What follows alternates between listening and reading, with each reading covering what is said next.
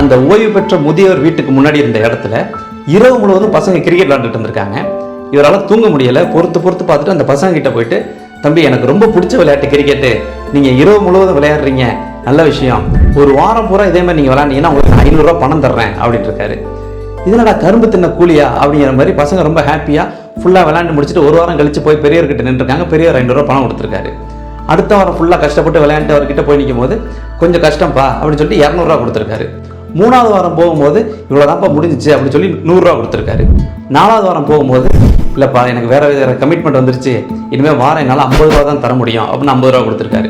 நீங்கள் கொடுக்குற 50 ரூபாய்க்காக நாங்கள் ஒரு வாரம் பூரா விளையாடுவோமா, இனிமேல் இந்த இடத்துல விளையாண்டோம்னா என்னன்னு கேளுங்க அப்படிங்கிற மாதிரி சொல்லிட்டு பசங்க கிளம்பிட்டாங்க. அதுக்கப்புறம் விளையாட வர்றதே இல்லை. பெரியவருக்கு பரம திருப்தி. அவங்க வழியிலே போயிட்டு அவங்கள மாற்றிட்டார் பெரியவர்.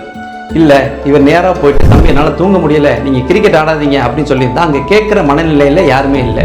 ஏன்னா நம்ம இரவு முழுவதும் சத்தம் போட்டு கிரிக்கெட் விளாண்டுட்டு இருக்கோம், அக்கம் பக்கத்தில் இருக்கிறவங்கலாம் எப்படி தூங்குவாங்க அப்படிங்கிறத பற்றி அந்த பசங்க கொஞ்சமாவது சிந்திச்சிருந்தாங்கன்னா அங்கே கிரிக்கெட் விளையாட வந்திருக்க மாட்டாங்க. இதுலேருந்து 2 விஷயத்தை நம்ம தெரிஞ்சுக்கலாம்.